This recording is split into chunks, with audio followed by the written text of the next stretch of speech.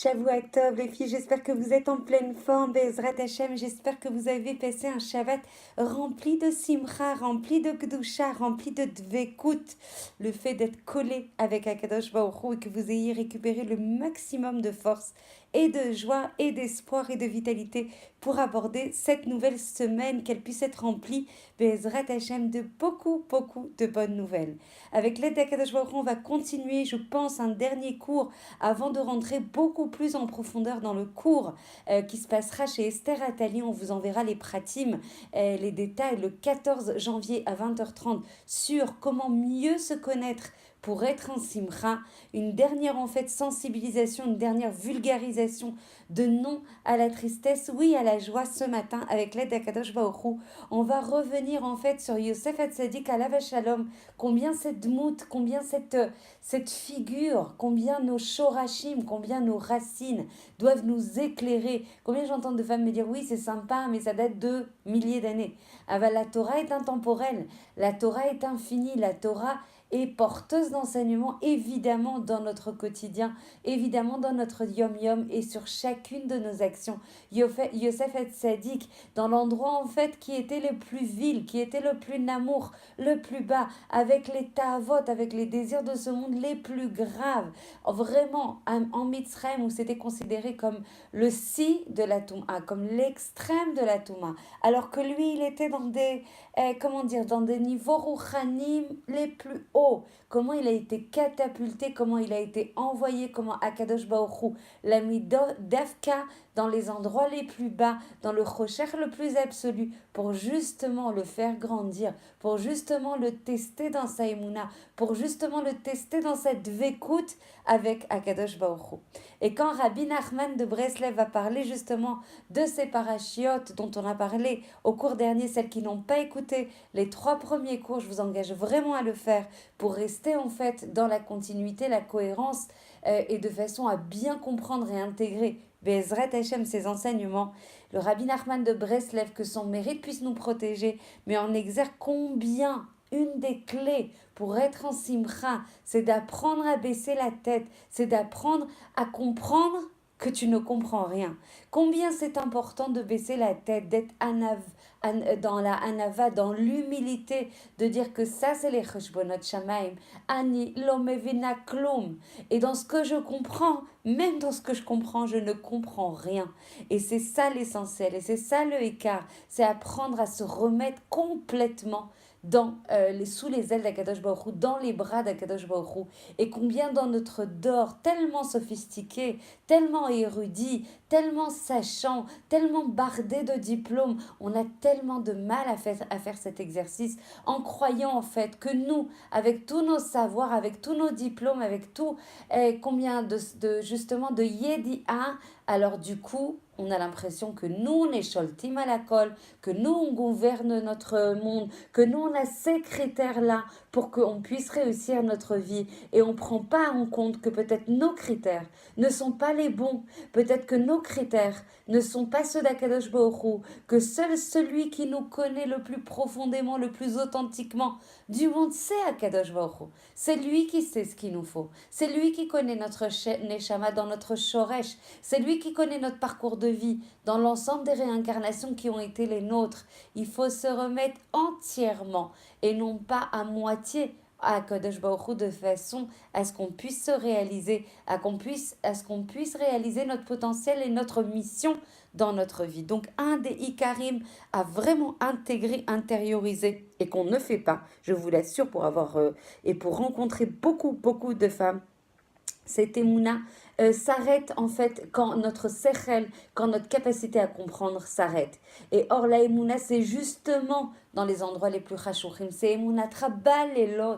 C'est justement quand tu tombes, c'est justement là que tu dois travailler à Kadosh Baruch Hu, en simcha, en émouna.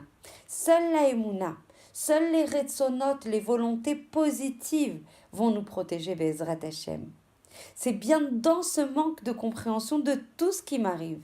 C'est Dafka dans ce manque de compréhension lorsque je tombe en tristesse, lorsque je tombe justement dans la fragilité de Maïmouna que je dois travailler à Kadosh Baruch Hu. Et c'est là Dafka que je vais grandir à des niveaux, à des shlavim spirituels beaucoup plus élevés. Quand les frères en fait de Yosef l'ont vendu à un goy et qu'ils l'ont rendu son esclave, son éved, le éved de ce goy, avec des tavot pour ce goy très très grave. Quand il a été le éved de Potiphar, c'est là qu'Akadosh Baruch Hu a attendu de Yosef qui monte à des dargotes, rouchaniot encore plus élevées. Et qu'est-ce qu'il a fait Yosef en répartie, en contrepartie, en résonance à ces néphilotes, à ces endroits les plus obscurs? Il a parlé avec Hachem Tamid. Il n'a pas cessé de parler avec Hachem, même quand il s'est trouvé dans la prison. Mais vous imaginez la prison dans laquelle il pouvait être avec des gens en Mitzrayim qui devaient avoir fait les choses les pires, les plus viles, les plus indescriptibles. Il a côtoyé cette obscurité et ces midot lotovot et tous ces gravissimes entravements à la loi. Je ne sais plus comment on dit en français, mais vous m'avez compris combien c'était difficile. Eh bien, il n'a pas arrêté de côtoyer, d'être présent, de fusionner, d'aimer, de parler avec Akadosh Baruch Hu. On disait de Yosef Hatzadik, Ruach Elokim ito. Le roi, l'esprit d'Akadosh Baruch Hu, la présence divine d'Akadosh Baruch Hu ne le quittait jamais. Et Yaakov n'a pas vu que Yosef était vivant. Pourquoi? Comme on l'a dit en fait dans un précédent cours, parce que sa simcha était partie. Et si la simcha elle part, alors la shrina elle part de lui. Combien c'est important de préserver la simcha à tout prix. Parce que quand tu es en Hatzvut, tu n'as pas de Yeshuvada. Tu ne peux pas être conscient de ce qui t'arrive. Tu ne peux pas prendre le merchak de ce qui t'arrive. C'est pour ça que la mitzvah de Simcha, elle n'est pas inscrite dans le Tariag mitzvot, dans les 613 mitzvot, parce qu'on sait de source sûre que si tu tombes dans la tristesse, alors tu vas tomber dans beaucoup de Averot. Hachem l'a pris dans le makom le plus élevé et l'a mis dans l'endroit le plus bas. Parce que si on réfléchit, si nous étions dans le makom le plus bas, peut-être que moi aussi, si je me mets moi dans le makom le plus bas, je serais désespérée, je serais tombée dans la tristesse.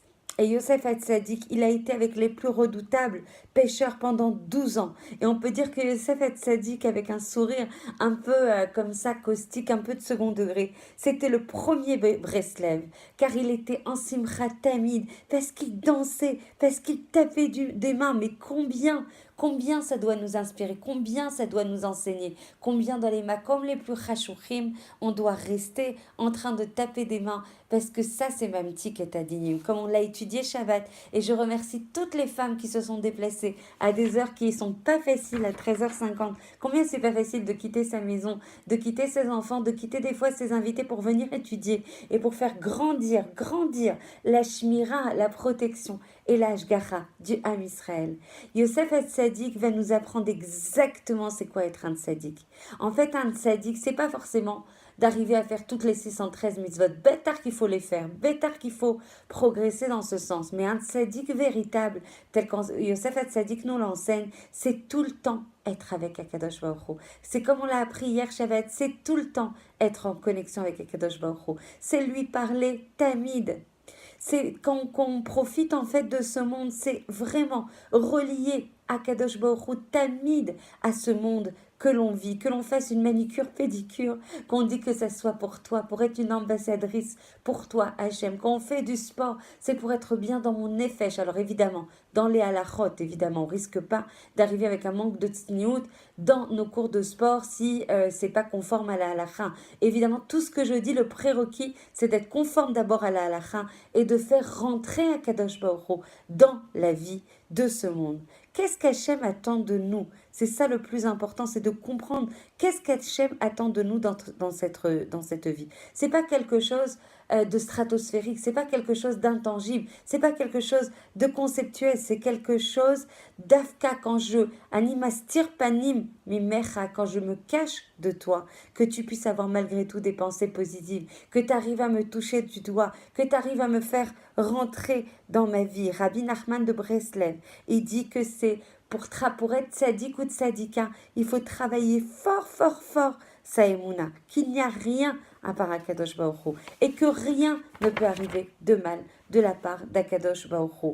Et c'est un entraînement, comme un entraînement de sport. C'est comment dire, ce sont des tirgoulim, c'est-à-dire des habitudes à prendre. Ça ne peut pas arriver comme ça d'être en simcha.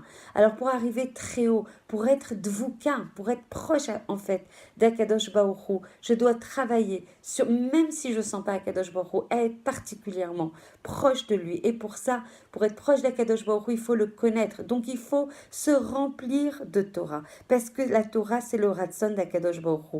Si on se remplit, ça ne veut pas dire qu'on écoute de temps en temps un cours de Torah. Se remplir jusqu'au débordement. C'est-à-dire vraiment, les Achenis Torah, il y a plein de moments où on perd du temps et on doit se remplir de Torah de façon à connaître le ratson d'Akadosh Baruch Hu. Et si on connaît Akadosh Baruch Hu, alors on est collé à lui. Et ça veut dire que quand tu te sens en solitude, Rabbi Nachman de Breslev dit Imata boded, imat bodedet, si tu ressens de la solitude, tit boded, ça veut dire isole-toi.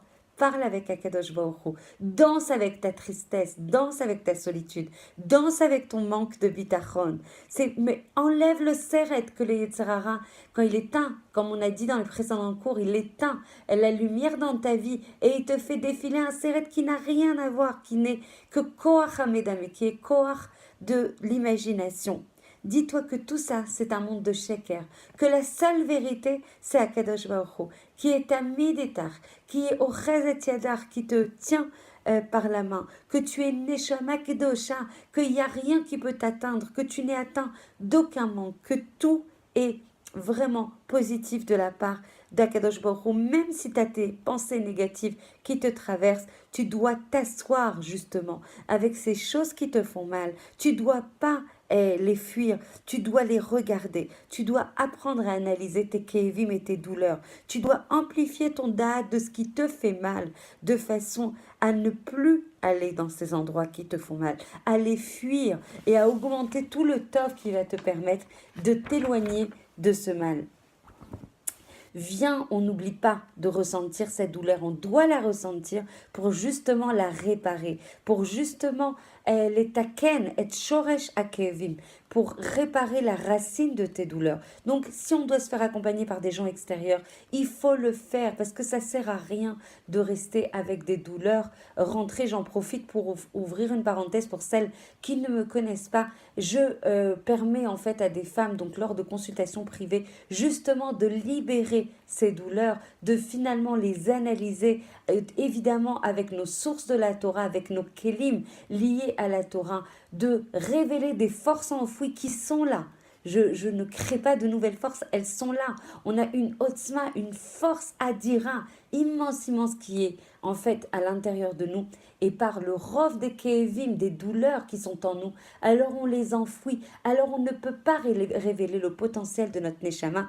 Et avec l'aide d'Akadosh Baruch Hu et Baruch Hashem, les résultats sont tangibles. Et vraiment, je remercie Akadosh Baruch Hu de me mettre à chaque fois les bons mots, de pouvoir étudier pour aider ces femmes qui deviennent après des lionnes, je vous assure, des lionnes, capables vraiment les gaber, de surmonter des matzavim qui étaient combien chamourim, pour justement être en simcha, pour enfin accomplir leur tafkid, pour enfin se réaliser soi-même. Et si ces femmes se réalisent elles-mêmes, alors du coup, elles permettent à tout leur environnement de se réaliser. Et du coup, tu ne peux être en simcha authentique, c'est ce qu'on a voulu étudier en fait dans l'ensemble de ces cours, que si tu gères et que tu annules et que tu dépasses tes douleurs. Si je ne m'occupe pas de ça, Alors c'est comme un marchèvre, vous savez un marchèvre ou un iPhone qui est sursaturé, alors il n'a plus d'énergie. La mémoire est pleine de douleur, même si j'ai des choses qui sont censées me réjouir, même si je reçois des Yeshuot, je ne peux pas